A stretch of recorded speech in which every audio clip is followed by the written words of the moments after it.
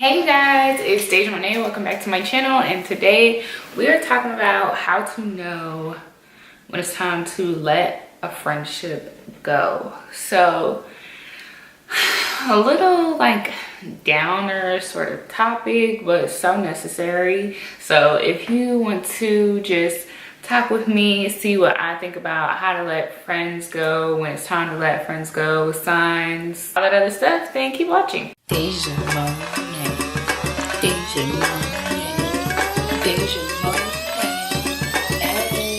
Now when I think about friends at the age of 24, it's like, wow, I have like 5 people that I consider to be friends, like legit friends. But with that, even when I feel like I want to turn to someone, I don't necessarily, I try not to call on the same friends, because I feel like you can put a lot of stress on someone when you're going through stuff, even when it's not, like, it may have nothing to do with them. But I know that sometimes when some people care, like, they tend to carry other people's burdens or like troubles because of the fact that they care. So when it comes to friends, like, you know, I vent, and I feel like that's just one of the many reasons why we have people that we consider friends in our lives. But I try not to overwhelm people, which I know I can be an overwhelming person. With that, I think the first sign to knowing that you are falling out of a friendship with someone is when you feel like you can't talk to them, like, at all about anything. And not only because maybe you're always complaining or you're always venting, you know, because you're having a hard time or you're going through a rough period in your life, but they're not actually listening when you're talking. So it's like, okay, I'm talking, I'm saying something, but I'm not getting a reaction, or there's really no response. Like, they just seem disinterested. And one of the top qualities, I think, to having a friend is someone being genuine and someone caring about your well-being. So if you're talking and you're like, you know, disheartened or ruffled or whatever about a subject, and they show no interest, I mean, that's not to say, you know, everything you are interested, your friends have to be interested in.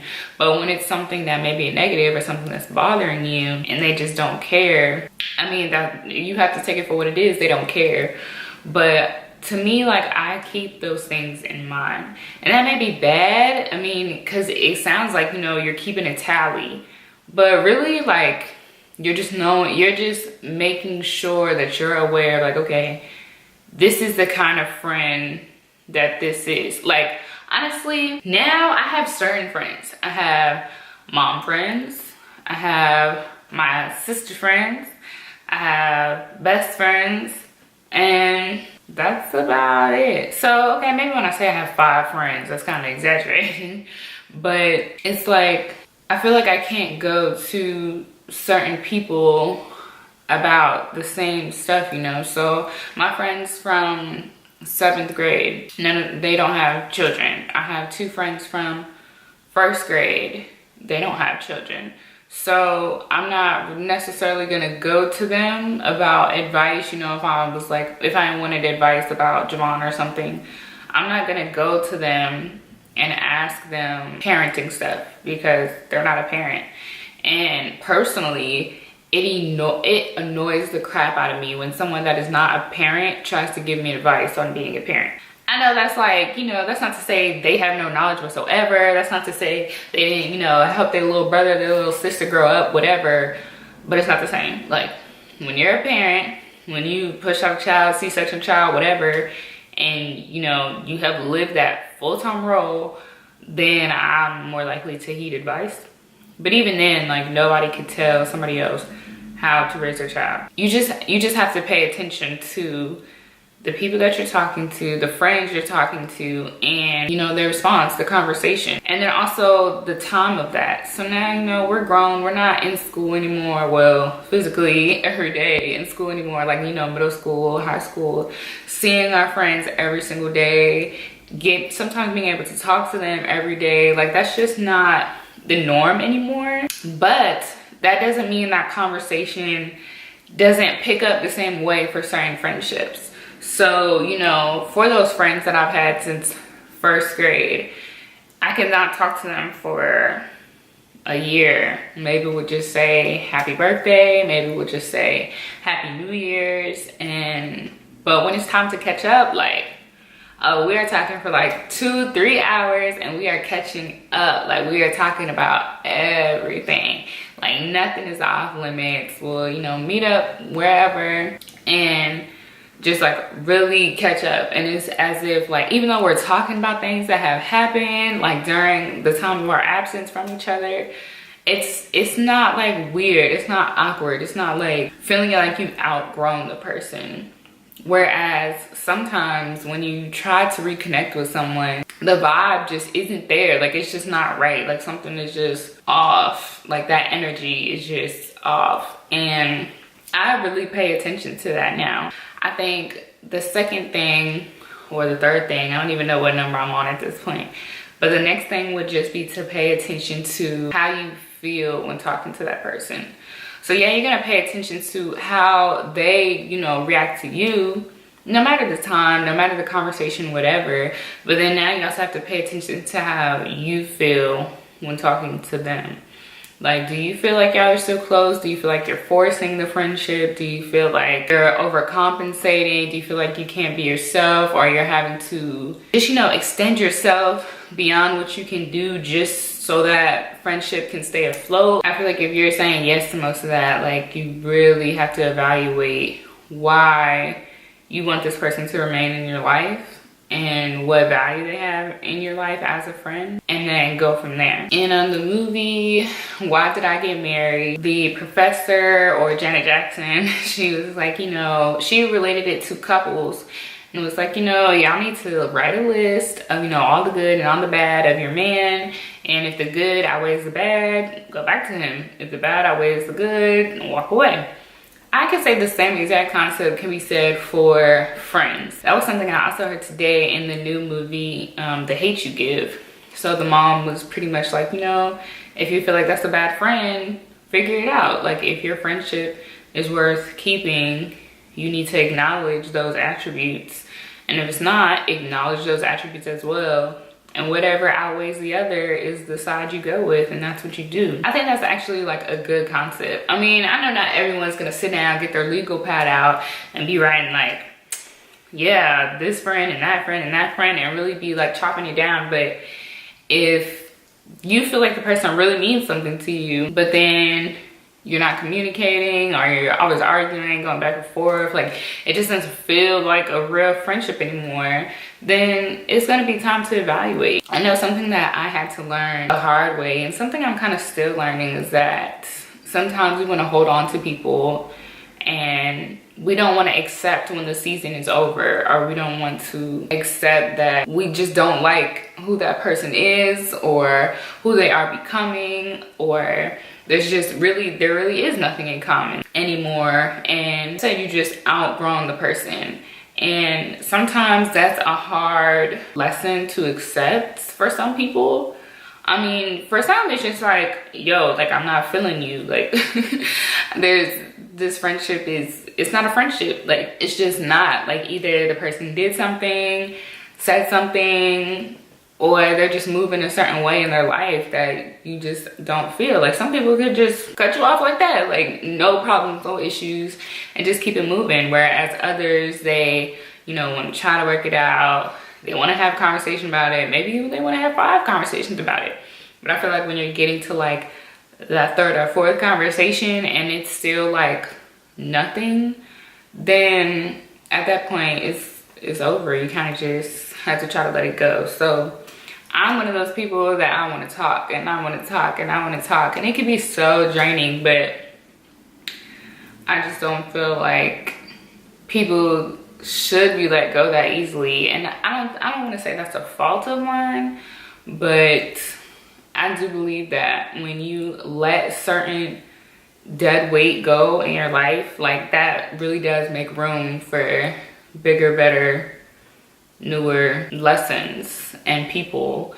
And so that's something that I've really been, you know, grasping the concept of, is to just keep evaluating. Like, not everything's forever, nothing is forever, people aren't forever, unfortunately. And so if people aren't serving a purpose in your life, if your friends aren't serving a purpose in your life, they're not motivating you, talking to you, you know, just being there, then it's just like, what's the point? So I feel like a lot of people get wrapped up in the concept of like, oh, well, they were my friend, so, you know, just because we don't talk anymore doesn't mean that we're not friends anymore. But to me, it kind of like, after a while, and if that vibe is like off, then it's kind of like, no, we're not friends anymore. Like, just because we have history, that doesn't mean that everything is still the same. I think the other thing to think about with friendships is just how they check up on you. So me personally, like, if you're my friend, I expect you to ask how my child is doing. Like, when you ask how I'm doing. I don't know if that's just like me, but I feel like real friends, especially knowing that I'm a single parent, if you care about me, you care about my child. If you care about my child, you're gonna ask about them. Well, you're gonna ask, you know, about them to me, because he is an extension of me. So that's something also, even though that might be so petty to some people and so minute of a detail, but it's just like, it's just us. I know for me personally, for all my friends that have kids, I don't ever anymore, I don't even know when I started this, but I think it just clicked to me one day that I need to, everyone has families now.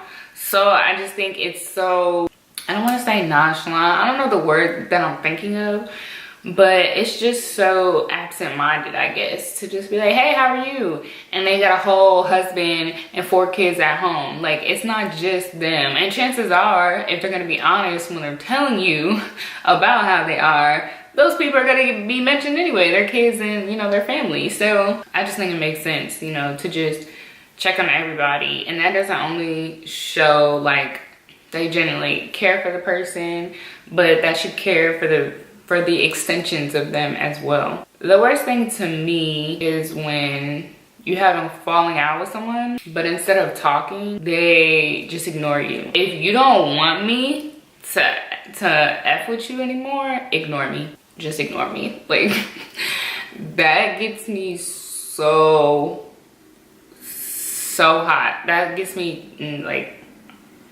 I hate it. I just feel like it's effort, you know? If someone is trying to reach out to you, it's, first of all, it's integrity, it's honesty, it's communication, it's effort. Those are like 3 or 4 things that adults need to have. So if I'm reaching out and you're ignoring what I'm saying, I think that's so rude. I feel like you don't care about my time. I feel like you don't care about what I have to say. And honestly, it may not even be about me. You just may be having the worst period in your life.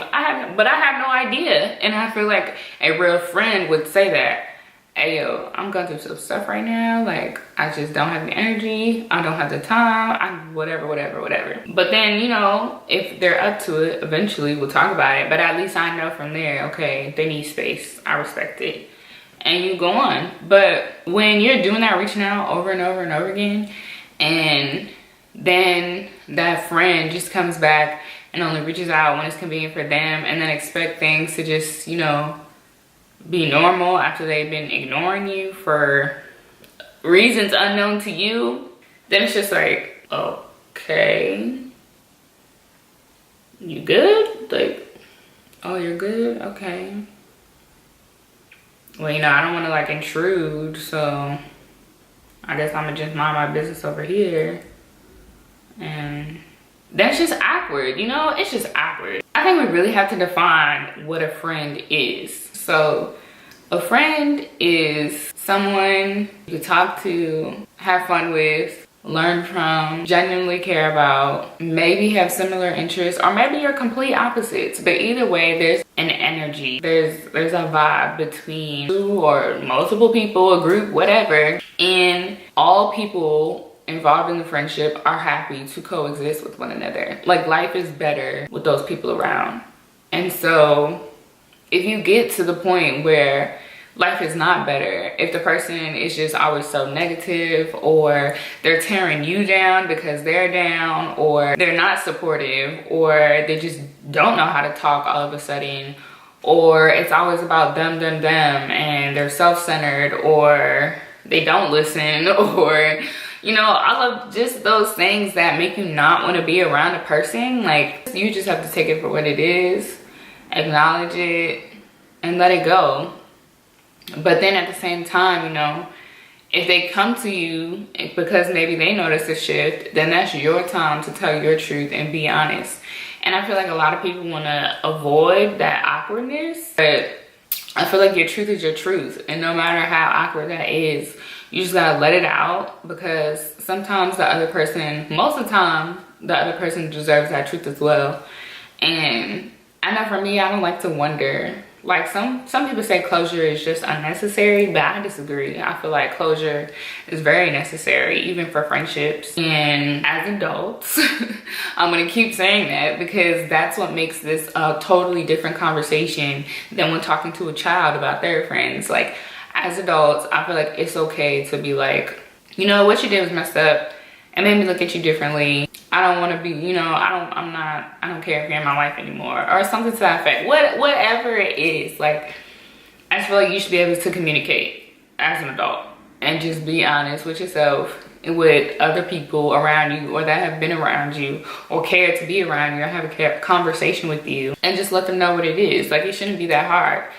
And I don't know why people are so awkward with it. I don't know why, you know, people would run for the text messages instead of a phone call or FaceTime or whatever, but that just seems to be the norm. Like, I'm still old school, I'm still an old soul, so I can pick up the phone, or I will FaceTime you in 2 seconds and I'll be cool like that.